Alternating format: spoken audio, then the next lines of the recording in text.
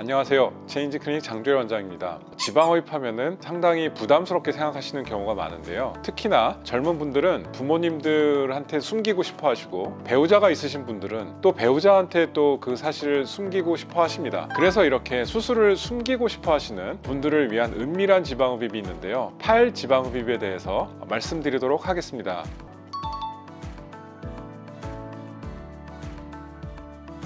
병원에 오시는 환자분들이 가장 선호하는 팔은 뼈팔입니다. 그래서 뼈만 남기고 다 뽑아달라고 얘기를 주로 많이 하시거든요. 실제적으로 뼈 위에 근육이 있으니까 이제 결국은 근육 모양이 나오는 팔이 되겠는데요. 가장 선호하는 팔은 길고 곧은 팔이라고 저는 보고 있습니다. 그래서 아무래도 이제 어깨 쪽으로 갔을 때 살이 많거나 그러면 여기가 우락부락한 그런 인상이 생긴다든지 아니면 어깨가 넓어서 좀 여성형이 떨어지는 그런 결과를 볼 수 있기 때문에 그런 부분의 살을 좀 더 잘 빼서 매끈하게 길게 만들어주는 팔이 가장 좋은 팔이라고 생각하고 있습니다.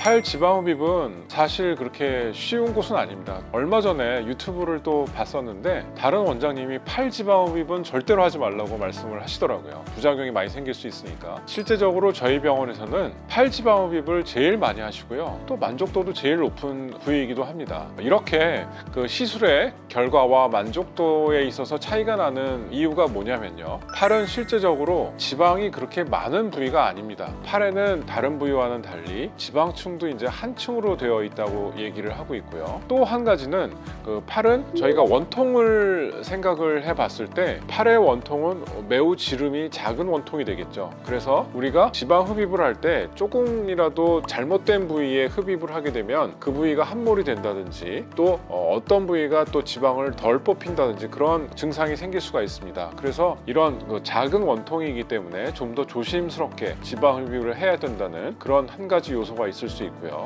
또 한 가지는 팔 부위 같은 경우에는 운동을 하면서 이제 근육이 생기게 되면 자꾸 돌출형 근육이 많이 생기는 곳입니다. 그래서 지방이 아주 없는 분들 같은 경우에는 힘을 주면 울퉁불퉁한 근육들이 튀어나오게 되죠. 그래서 실제적으로 아까 제가 말씀드렸던 길고 곧은 팔을 만든다는 게 생각보다 좀 어려울 수 있습니다.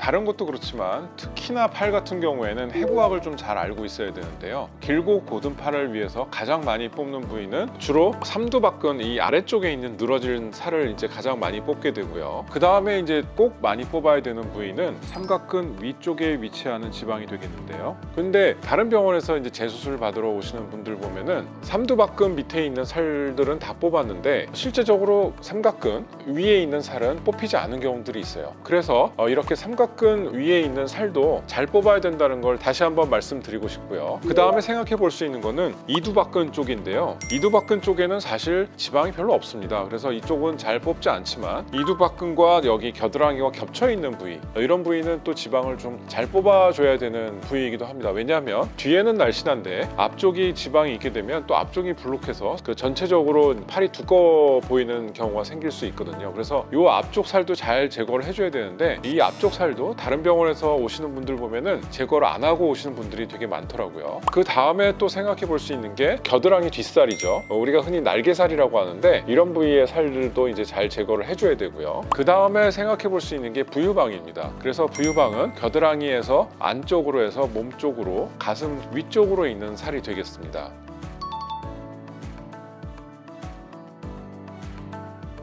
병원에 오시는 환자분들은 부유방에 대해서 궁금하게 생각하시는 분들도 있고 그 부분에 좀 잘못 알고 계시는 분들도 많더라고요. 부유방은 항상 있는 조직이 아니고 태생학적으로 원래는 가슴이 생기면서 유선이 밑으로 내려가서 가슴 쪽으로 내려가야 될 유선이 제대로 내려가지 못해서 여기 겨드랑이에 모여 있는 조직을 이야기합니다. 유선 조직이 되겠는데요. 그래서 어떤 분들을 보면은 부유방 안에 니프를 가지고 있는 분들도 계세요. 그리고 생리할 때마다 그쪽이 많이 부었다가 또 가라앉거나 하는 그런 부피의 변화도 겪고 있는 분들이 계시는데, 그러면 지방 흡입을 할 때 이런 부유방을 제거를 하는 게 아니고요. 실제적으로 우리가 제거하는 거는 부유방 주위에 있는 지방 세포를 빼내게 됩니다. 그래서 실제적으로 부유방을 치료를 한다고 하지만 지방을 제거를 하는 것이고요. 대신 그 지방을 다 제거를 하게 되면 부유방 조직은 영양 공급을 잘 받지 못해서 결국 퇴화해서 없어지게 됩니다. 그래서 우리가 부유방을 제거를 한다고는 하지만 실제적으로 우리가 제거하는 것들은 지방 조직이라는 걸 좀 알고 계셨으면 합니다.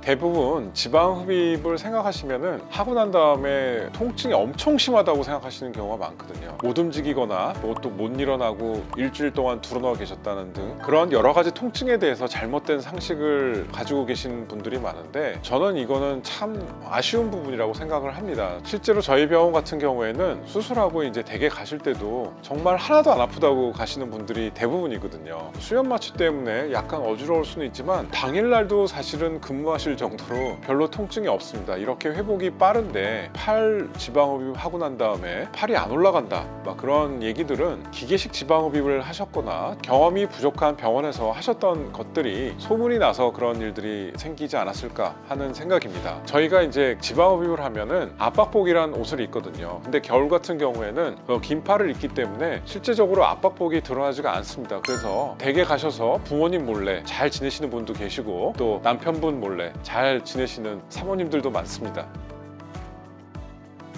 네, 오늘은 제일 은밀하게 숨기면서 수술할 수 있는 팔 지방 흡입에 대해서 알아보았는데요. 날씨가 점점 선선해지고 있으니까 압박복을 입으셔도 전혀 드러나지 않는 시기가 오셨습니다. 그래서 실제로 붓기도 적고 통증도 적고 회복도 매우 빠르기 때문에 평소에 팔 지방에 대해서 컴플렉스가 있으셨던 분들이라면 한번 큰맘 먹고 도전해 보는 것도 좋을 것 같습니다. 아무도 모르게요.